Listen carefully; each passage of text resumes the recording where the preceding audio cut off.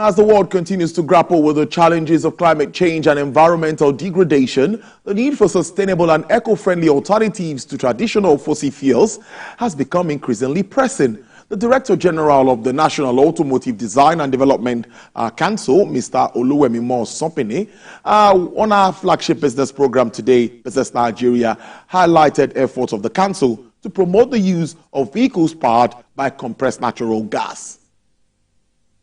That NBTC are just signed off on the NOS prepared by NADDC and other stakeholders within the industries. So this curriculum is what is going to be used to train the engineers. And as of today, we have some outfits that are training people 5 days, 6 days. Then the course will take about 5 to 6 days. And then we have them training 10 to 30 per slot. And this means in the next 2, 3, 4, 5 months, we are going to have enough engineers that will go around the whole country and be able to do this conversion. We have the curriculum well designed. We have, especially all the assembly plants, have enough personnel to do that. And NADDC, while we are accrediting centers, workshop centers, conversion centers, we ensure that minimum of 4 accredited or certified technicians must be in a center before that center is accredited. So for us to accredit a center, you must have minimum 4 accredited or 4 certified personnel. And these personnel have to be trained using the curriculum designed and signed by, approved by NBT. Well, the Nigerian investment landscape has been abuzz with the recent news of BlackRock announcing its decision to exit the Nigerian market. This move has sent reactions through the country's financial sector. Chief economist at Second Stacks, Mr. Benjamin Bauchi, expressed concerns over the potential impact of the exit. The BlackRock Frontier ETF isn't really positioned to engage folks in that way.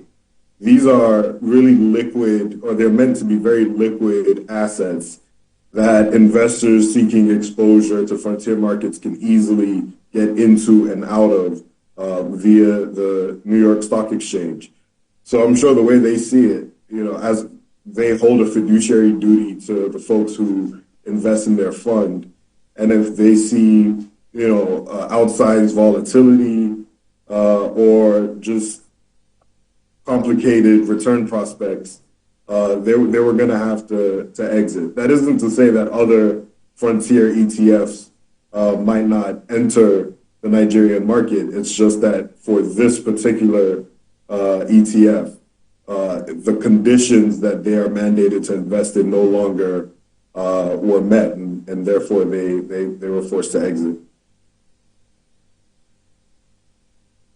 Meanwhile, Asian stocks tracked Wall Street higher today ahead of a chorus of Federal Reserve's officials due to speak later in the day, while the Australian dollar held steady after its central bank offered few surprises in its policy decision.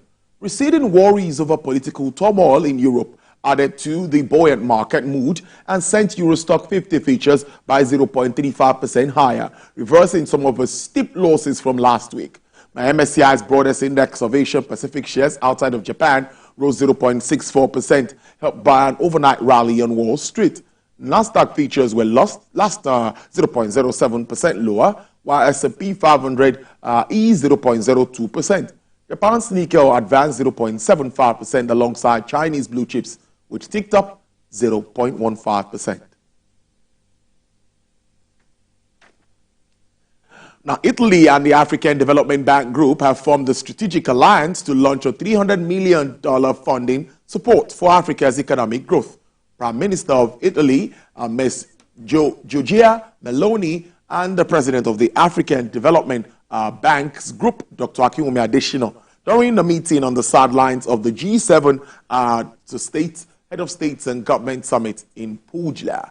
Their discussions focused on the forthcoming launch of a series of joint initiatives to support the implementation of Italy's multi-year plan for Africa and a Rome process on migration and development agenda as agreed during the Italy-African Summit held in Roma in January 2024. The partnership included establishment of a multi-donor special fund to serve as Mathieu planned for Africa and the Rome process on the migration and development. The fund targets high impact and climate-aligned investment in key strategic sectors in support of sovereign entities in Africa. The North Atlantic Treaty Organization says it will invest in 4 European tech companies. The investment in Europe's defense technology is intensifying after the organization confirmed its first deep tech investment. It's part of a €1 billion euro fund that aims to address today's defense security and resilience challenges. The NATO Innovative Fund matches government buyers of technology, which will start with startups to develop defense technologies.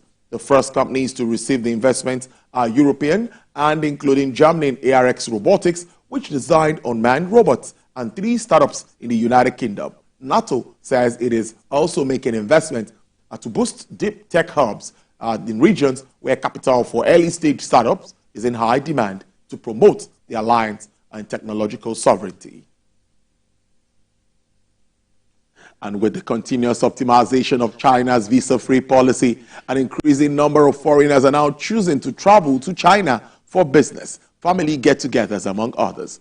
Since the beginning of this year, over 3 million foreign travelers have been processed at Pudong International Airport, marking a 240% increase compared to the same period last year, according to statistics from Shanghai Airport Immigration Inspection Station, which indicates that since the beginning of this year, over 13 million people have entered and exited through Pudong Airport, representing a year-on-year increase of 167%.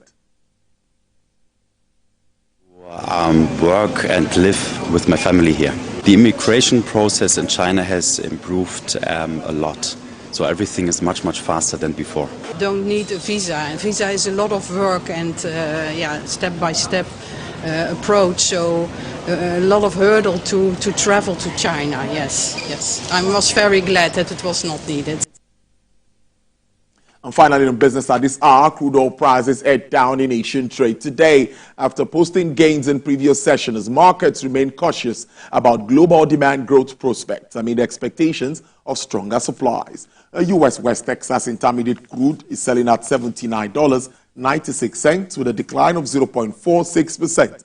Brent also experienced a downward price review of 0.47% to sell at $83.85 per barrel.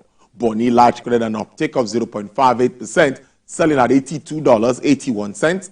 And for the OPEC basket, dealers are offering $82.81 with an upward price margin of 0.55%.